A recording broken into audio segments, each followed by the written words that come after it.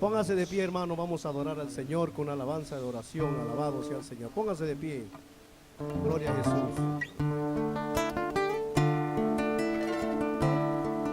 Alabado sea Dios. Hemos venido a alabar al Señor, exaltar a Dios, honrar su precioso nombre. Si puede levantar su mano al cielo y adorar al Señor. Hemos venido a exaltar su nombre. Gloria a Dios. Gracias, Señor. Dígalo. Exaltaré, Señor, y bendeciré tu nombre.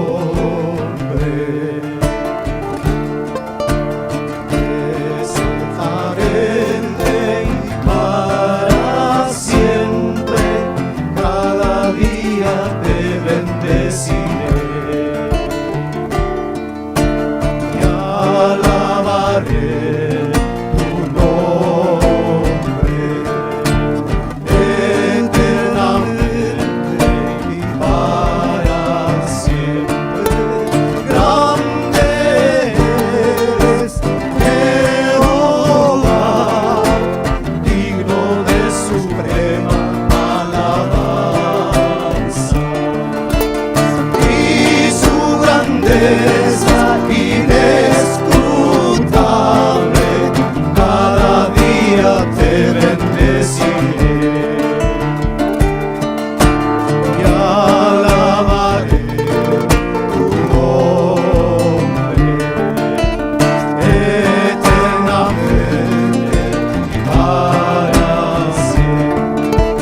Grande eres, Jehová, digno de suprema alabanza, y su grandeza inescrutable, cada día te bendeciré y alabaré tu nombre eternamente y para siempre.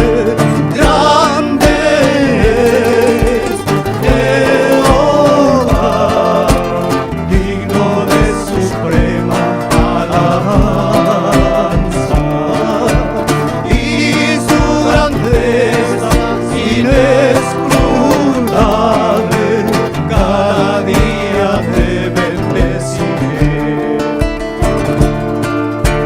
y alabaré tu nombre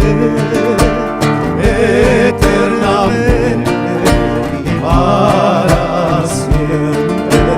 Grande es Jehová, digno de suprema alabanza, y su grandeza inescrutable, cada día te bendeciré y alabaré. ¡Alábalo! Eternamente y para siempre. Grande eres, Jehová, digno de suprema alabanza, y su grandeza inescrutable, cada día te bendeciré